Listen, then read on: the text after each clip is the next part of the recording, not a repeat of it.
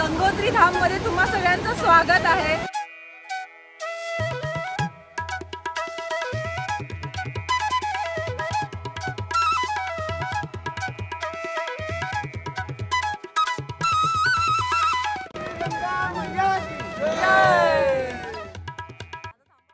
सकाळचे 4 वाजलेले आहेत आणि आम्ही निघालो उत्तर काशीवरून गंगोत्री धामचं दर्शन घेण्यासाठी।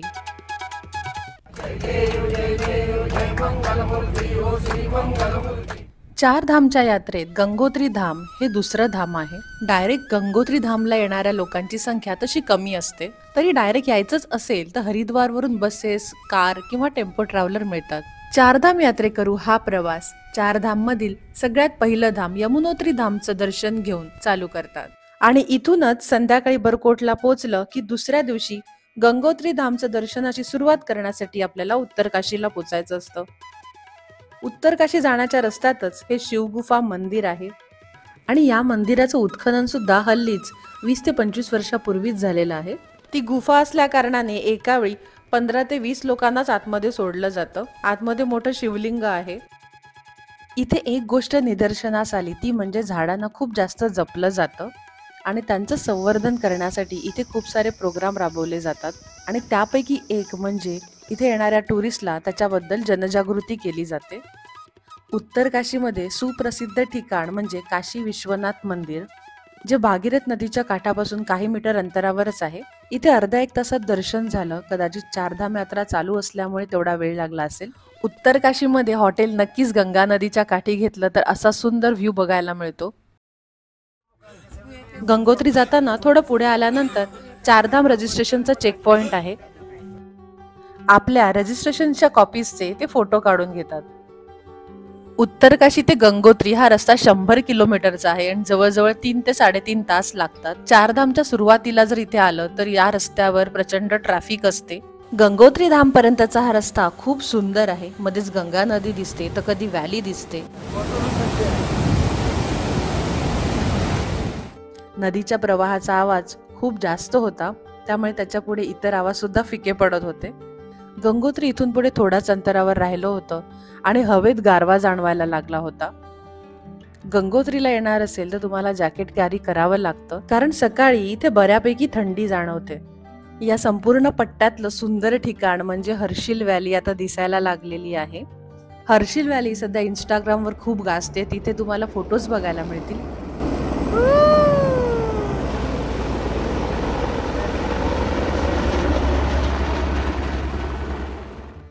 चारधामला जे लोक हेलिकॉप्टरने गंगोत्री धामला येतात त्यांच्यासाठी हेलिपॅड इथे बनलेला आहे।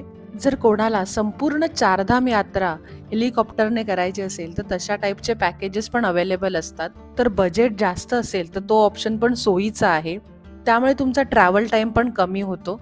आणि हे जे मागे चित्र दिसतंय सूर्याची सोनेरी किरण, ही अगदी तशीच्या तशी आम्ही अनुभवली आहेत आणि ते कॅमेऱ्यात टिपण्याचा प्रयत्न केला। इतकं सुंदर दृश्य दिसल्यानंतर हर्षिल व्हॅली जाण्याचा मोह काही आवरता आला नाही। तुम्हाला जर चान्स मिळाला तर इथे 1 दिवसाचा स्टे नक्की करा। आम्ही हर्षिल व्हॅली जातो की नाही हे बघण्यासाठी शेवटपर्यंत व्हिडिओ बघा।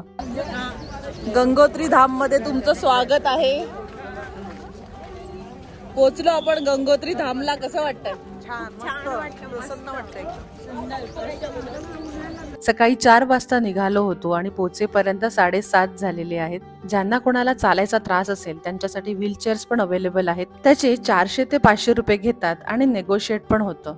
गंगोत्री धामला यमुनोत्री धाम सारखं चालावं लागत नाही।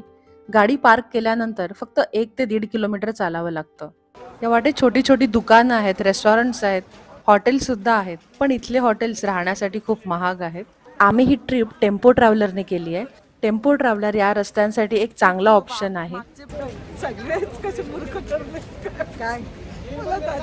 या सगळ्यांनी जॅकेट्स आणले नाही, हिने माझं जॅकेट घातलंय।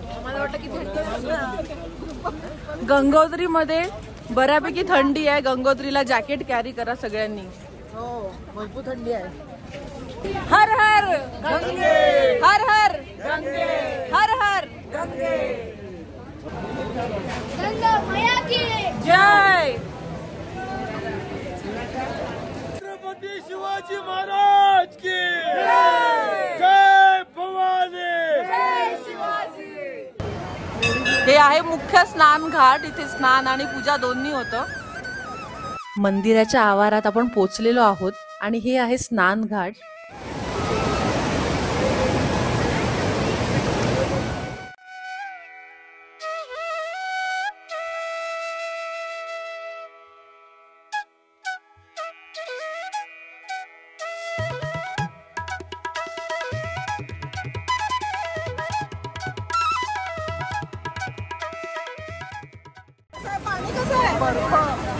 एकदम बर्फ.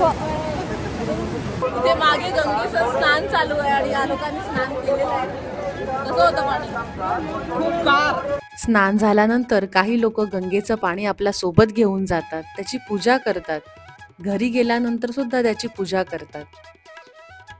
पहिलं गोमुख सुद्धा याच पॉइंटला होतं, पण ग्लेशियर वितळून वितळून आता गोमुख पार 18 किलोमीटर पर्यंत गेलेलं आहे.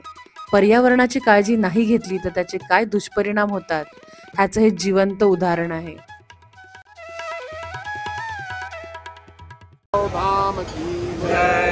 गुरु महाराज की जय. गंगोत्री मतलब गंगा जी स्वर्गलोक से इस स्थान पर उतरी है, इसलिए इसका नाम गंगा उतरी गंगोत्री. अभी वर्तमान में यहाँ से 18 किलोमीटर आगे गोमुख है, लेकिन पहले गोमुख यहीं पर था. वो ग्लेशियर है, पिघलते पिघलते पीछे जा रहा है, उसका कोई निश्चित स्थान नहीं है. समझ गए? यहाँ पर भगीरथ तपस्थली है, जिस स्थान पर बैठ करके राजा भगीरथ ने गंगा को लाने के लिए 5,500 वर्ष तपस्या किया. जिसका ब्रह्मा जी का, ब्रह्मा के कमंडल में गंगा जी थी, है ना. तो भगीरथ राजा को क्यों पड़ी गंगा जी की आवश्यकता? क्योंकि जो उनके 60,000 पूर्वज कपिल मुनि के श्राप से भस्म हो गए थे गंगा सागर में, उनका मोक्ष सुधार नहीं हो रहा था, मृत्यु लोक में भटक रहे थे, प्रेतात्मा बन के. कई राजा हुए, सगर, शांतनु, दिलीप, लेकिन कोई सफल नहीं पाए. एक भगीरथ हुए जो यहाँ आके अखंड तपस्या करके यहाँ से गंगा को गंगा सागर तक ले गए, और गंगा जी का स्पर्श होते ही उनके पितरों का मोक्ष सुधार हो गया. तो गंगा जी क्या है? मोक्षदायिनी. मोक्षदायिनी. जहाँ से आप गाड़ी से उतरे हैं उसके नीचे सूर्य कुंड है, पूरी गंगा जी उस कुंड में जा रही है. वहीं पर शंकर भगवान ने अपनी जटा से गंगा जी को छोड़ा. उस कुंड से ऊपर का भरो चाहे गोमुख से भरो, एक ही बात है.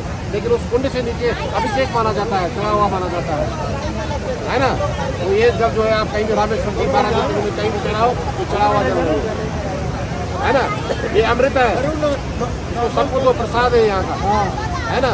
तो ये गंगा जी है, राजा भगीरथ ने इसको तप करके लाया तो इसका नाम भागीरथी पड़ा, है ना. पहिलं गंगेची पूजा केली आणि आता आम्ही चाललेलो आहे दर्शनाला. दर्शनाची रांग बरीच आहे, हळूहळू दर्शन होईल. इथे रांग बरीच मोठी आहे. VIP रांग सुद्धा इथे असते, पण त्याचे 400 ते 500 रुपये पर हेड आकारले जातात. गंगोत्रीमध्ये मोबाईल नेटवर्कचा काही इश्यू जाणवला नाही. रेंज येत जात होती आणि व्हिडिओ कॉल सुद्धा लागत होते. गंगोत्री धामचं दर्शन 6 महिने चालू असतं. जेव्हा 4 धाम यात्रा चालू होते तिथपासून ते भाऊबीजेपर्यंत दर्शन चालू असतं. मधले पावसाळ्याचे महिने सोडले तर सप्टेंबर एंडमध्ये इथे गर्दी कमी असते आणि पावसाळा सुद्धा कमी असतो, म्हणून ते महिने योग्य ठरतात. छत्रपती शिवाजी महाराज की जय. गणपती बाप्पा मोरया. हर हर महादेव. हर हर महादेव. नंतरच्या 6 महिन्यात हा एरिया पूर्ण बर्फाच्छादित होऊन जातो. पूर्ण बर्फ पडतं ह्याच्यावर. आता पण तुम्ही मागे बर्फाचे डोंगर बघू शकतात.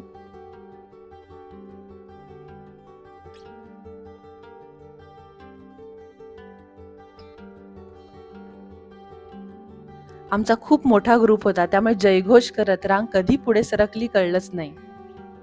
मंदिर परिसर आलेला आहे. जवळजवळ 1-1.5 तास रांगेमध्ये होतो आम्ही. गंगोत्री धाम मध्ये एक गोष्ट चांगली होती, ती म्हणजे इथलं मॅनेजमेंट. गर्दीला चांगलं मॅनेज केलं होतं इथल्या होमगार्ड्सने. मंदिराच्या आतमध्ये फोटोग्राफी किंवा व्हिडिओग्राफी अलाउड नाहीये, त्यामुळे मोबाईल हातामध्ये ठेवूनच जावं लागतं आणि जे बरोबरच आहे. आमचं दर्शन खूप छान झालं. आतमध्ये गंगा मातेसोबतच गणपतीची सुद्धा मूर्ती आहे आणि ती सुद्धा खूप छान आहे. कुठल्याही प्रकारची धक्काबुक्की गंगोत्रीला झाली नाही. जर नुसतं गंगोत्री यायचं तर इथे येण्यासाठी 3 दिवस पाहिजेत. पहिल्या दिवशी हरिद्वार ते उत्तरकाशी, दुसऱ्या दिवशी उत्तरकाशी गंगोत्री आणि परत उत्तरकाशीला रात्रीचा स्टे, आणि तिसऱ्या दिवशी उत्तरकाशीवरून परत हरिद्वार. गंगोत्रीवरून परत येताना मनेरी डॅम आहे भटवारीला आणि ते रस्त्यातच आहे, तर ते करून सुद्धा तुम्ही पुढे उत्तरकाशीला पोहोचू शकता. आणि हो, येता येता आम्ही हर्षिल व्हॅलीला सुद्धा गेलो. अगदी 10 ते 15 मिनिटं बस फिरवली आणि जाऊन आलो. पण हर्षिल व्हॅली हे 3 ते 4 दिवस फिरण्यासारखं ठिकाण आहे. सुंदर आणि मोठ्या मोठ्या गुलाबाच्या फुलांची बाग आहे इथे आणि इथेच प्राचीन लक्ष्मीनारायणाचं मंदिर सुद्धा आहे. तुम्हाला हा व्हिडिओ कसा वाटला मला नक्की सांगा. व्हिडिओच्या खाली कमेंट नक्की करा आणि व्हिडिओ आवडल्यास लाईक सुद्धा करा.